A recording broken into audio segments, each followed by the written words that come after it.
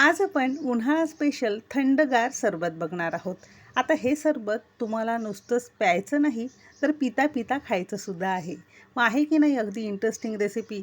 उन्हाळ्याच्या दिवसांमध्ये शरीरात उष्णता निर्माण होते, मग अशा वेळेस शरीराला थंडावा देणारे सगळे पदार्थ या सरबतामध्ये आज आपण वापरलेले आहेत। असं सरबत 2 ते 3 मिनिटात तयार होतं, 1-2 दिवस फ्रीजमध्ये व्यवस्थित राहतं।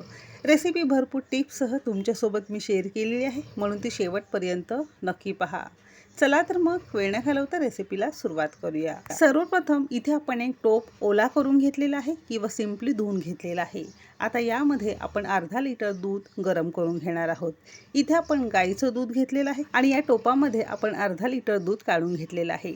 सुरुवातीला दूध गरम करताना टोप ओला करून घेतला की तळाला दूध चिटकत नाही, अगदी स्वच्छ टोप निघून येतो।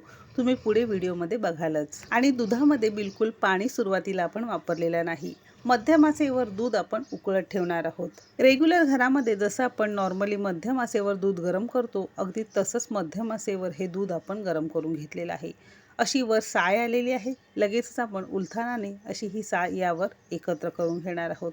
दूध असं छान गरम झाल्यानंतर इथे आपण पाव कप किंवा 5-6 चमचे भरून साखर घेतलेली आहे। अर्धा लिटर दुधासाठी पाव कप किंवा 5-6 चमचे साखर अगदी परफेक्ट आहे। साखर तुम्ही तुमच्या आवडीनुसार कमी अधिक करू शकता। आणि ही साखर संपूर्ण आपल्याला या दुधामध्ये विरघळून घ्यायची आहे। गॅसची फ्लेम मध्यमच आहे। जोवर साखर पूर्णतः विरघळत नाही तोवर आपण गॅस बंद करणार नाही, कारण गरम दुधामध्ये साखर पटकन विरघळली जाते। तर 1 मिनिटभरातच अशी ही साखर संपूर्ण यामध्ये विरघळलेली आहे, तुम्ही इथे बघू शकता। आणि या स्टेजला आपण गॅस बंद केलेला आहे आणि हे दूध संपूर्णतः आपल्याला थंड करून घ्यायचं आहे। आता दूध थंड होते तोवर इथे आपण कलिंगड कापून घेणार आहोत। तर इथे आपण एक मध्यम आकाराचा हातामध्ये घेतला की चांगला जड लागला पाहिजे असा कलिंगड मधून चिरून घेतलेला आहे। आणि अर्धा लिटर दुधासाठी हा अर्धा कलिंगड पुरेसा आहे। 1 लिटर दूध घेत असाल तर तुम्ही अख्खा कलिंगड इथे वापरू शकता। अर्ध्याचे सुद्धा असे आपण 2 भाग करून घेतलेत। जमेल तितक्या यातल्या बी आपण काढून घेतलेली आहे।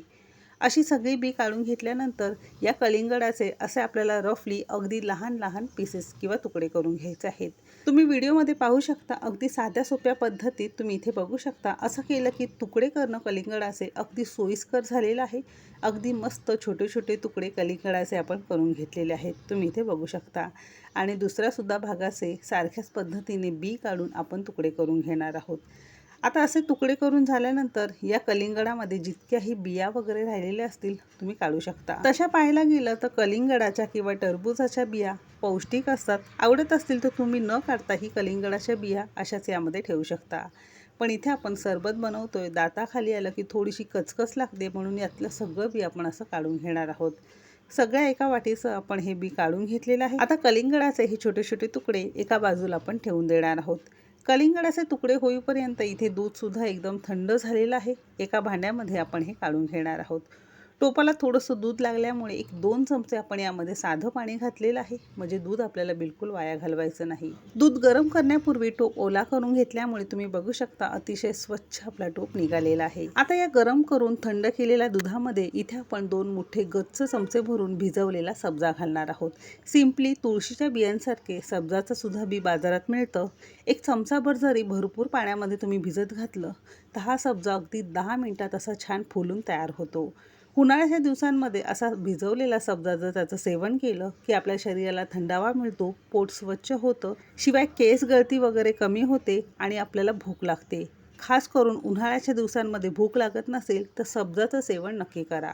तर अर्धा लिटर दुधासाठी हे 2 गच्च भरून चमचे आपण इथे सब्जा वापरलेला आहे। तुम्हाला जास्त आवडत असेल तर थोडंसं वाढवू शकता। आता शरीराला थंडावा देणारा दुसरा पदार्थ म्हणजे हा रूह अफजा सिरप। गुलाबाच्या पानांपासून आणखीन वेगवेगळे पदार्थ यामध्ये आहेत, जे खाल्ल्याने आपल्या शरीराला थंडावा मिळतो।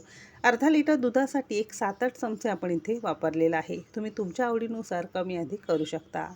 आता त्याचबरोबर कलिंगडाचे तुकडे घालणार आहोत आणि कलिंगडाचे तुकडे सुद्धा तुम्ही तुमच्या आवडीनुसार कमी अधिक करू शकता। बर्फाचे खडे घातलेले आहेत आता ही सगळी जिन्नस दुधामध्ये चांगली एकजीव करून घ्यायचं आहे. जसं जसं एकजीव कराल तसा तसा याचा रंग तुम्ही इथे बघू शकता किती यम्मी आलेला आहे.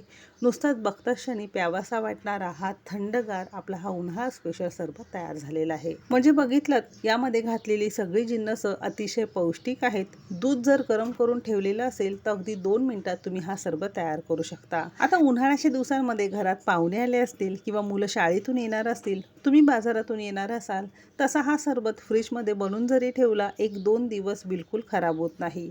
असा हा थंडगार सरबत तयार झालेला आहे, एकदम यम्मी असा. तर आजची ही उन्हाळा स्पेशल रेसिपी तुम्हाला कशी वाटली मला कमेंट करून नक्की कळवा. रेसिपी आवडली असेल तर लाईक करा, तुमच्या मैत्रिणींसोबत जास्तीत जास्त शेअर करा. चॅनलवर नवीन असाल, अजून तुम्ही चॅनलला सबस्क्राईब केलं नसेल तर पटकन कुकिंग तिकीट मराठी चॅनलला सबस्क्राईब करा आणि बाजूची बेल घंटा नक्की क्लिक करा.